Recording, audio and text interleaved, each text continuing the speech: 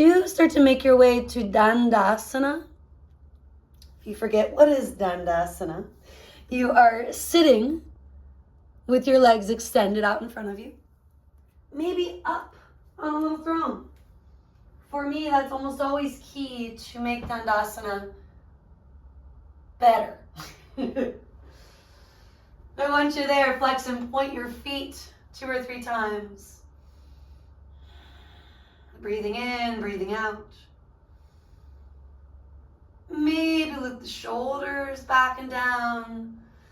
Once, twice, 3 times, drawing the heart forward and through as you do. And just noting there are days where simply sitting tall in Dandasana feels like a lot of work. It's not just you. You can lick your lips, swallow, and maybe flutter it all out. Now that bigger seated twist, known as Ardha Matsyendrasana in Sanskrit, half Lord of the Fishes. I think of all the names, that one gets me the most. Grounding down, lifting up. Chin level with the earth. Do take at least a breath or 2 in each phase. Maybe crossing your foot over, maybe not. A lot of that's determined by how your right glute, the lower back, responds in these different phases. With that said, you can use your left arm, left hand to lean a little left.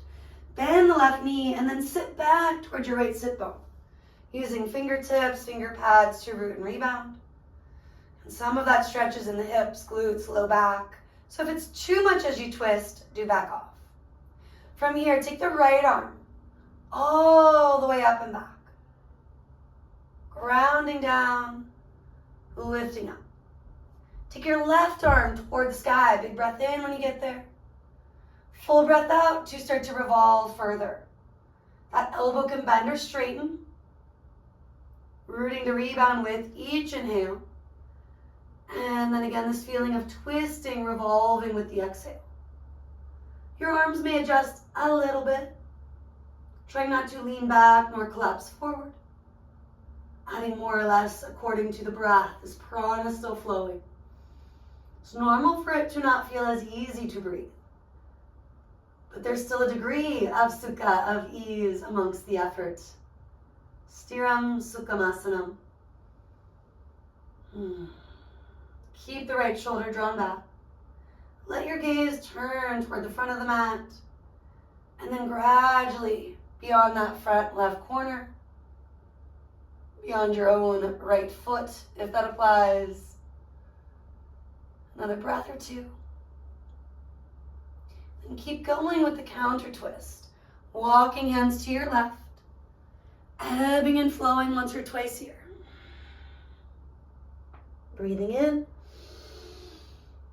And breathing out. Now you can come all the way down to forearms. Stack fists or let a block support your forehead. Or just be where you're at, breathing in, breathing out. To eventually inhale your way up. Take another exhale or 2, unwinding, come back to Dandasana. Flex and point your feet. Maybe loop the shoulders. Think about stacking the head on top of those shoulders, shoulders over those hips. I know for me, I need the softening of the front ribs toward the back body. Bend your left knee. Assessing each variation as it can feel like a very different story from side to side. Maybe crossing the foot, grounding through that big toe, that heel, feeling how the other hip responds. Can you sit tall all the while? And if the answer is yes, so far, lean right, bring that heel towards your left sit bone. Grounding down to lift up. You'll sweep the left arm. Rooting down, still rebounding upward.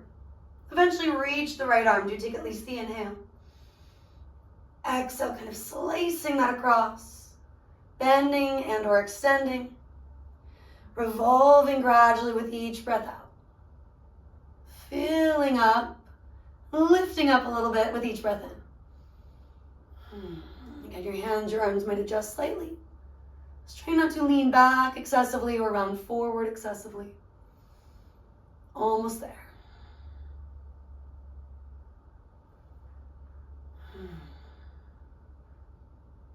Now your left shoulder stays put for now.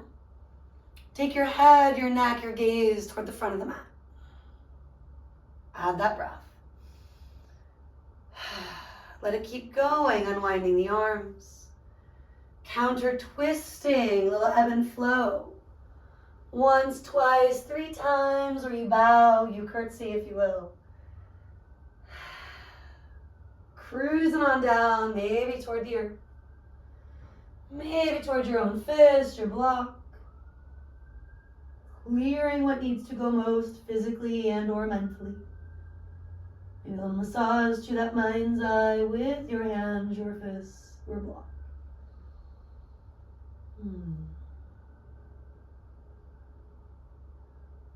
Cruising on back toward neutral.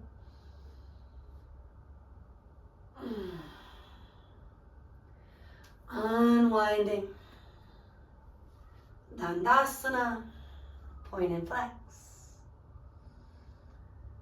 And consider Paschimottanasana. Might look more like a half version. Or perhaps you get a strap, perhaps you reach the arms. Taking your version of a full fold. Considered calming and soothing. Maybe ebbing and flowing a few times first.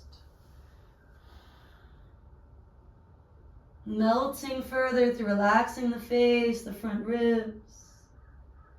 Still flexing and or pointing feet based on what's feeling right for you. And that can include a micro bend in the knees or more lengthening. Shy of locking. Notice that difference.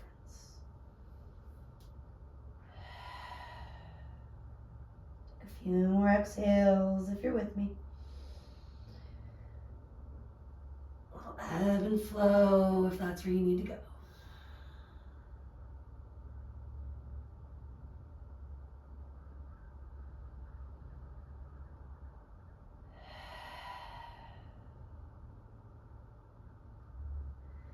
And then you can roll or lengthen, gradually easing up through a softer Dandasana. And let something up and out as you do.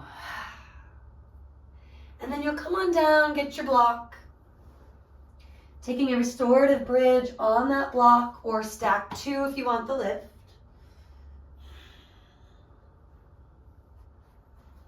Negotiate so that region where your glutes, the upper bum, meets the low back is most supported. The natural curve, getting that love. If less is more, this could be enough right now. And sometimes a little more is more. Add the inversion. The gentle approach where heels are over hips. The bigger variety toward a plow, full shoulder stand if it's in your practice today. Let it be soothing, calming. Maybe a bit more about hip opening as you take heels wide, the straddle split, Pavista Konasana. And even arms wide if that's complementing the stretch, the inversion. Getting more of that balance between stira and sukha, effort and ease.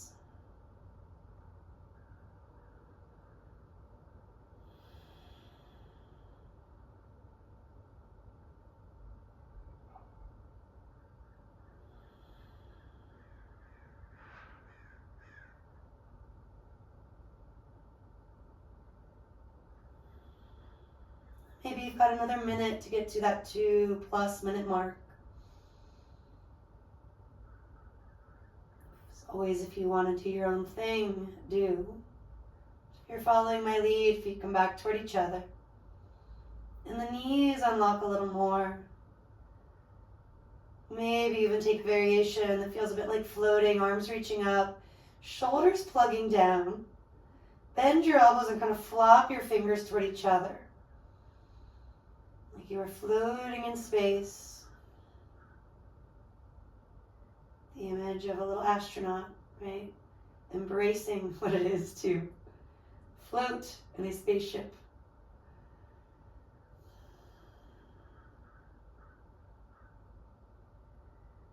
And the knees could fall closer to your belly, your chest.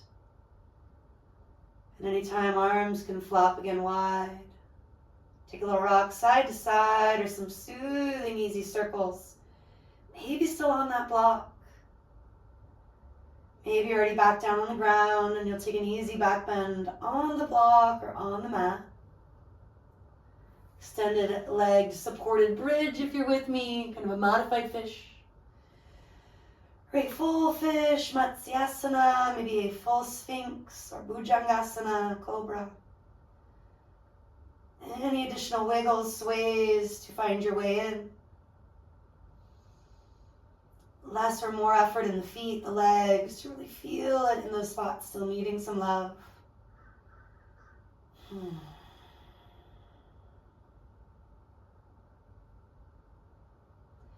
And then when you do climb on down, it can be as simple as some windshield wiper legs.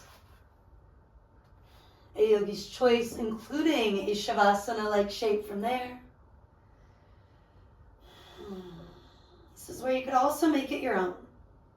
Empowering yourself toward a daily practice, even when it's only for a few minutes, requires taking that time to notice, to observe, to really honor your own needs, trusting in your intuition, and also in all of the knowledge, the information from the experts in your lives.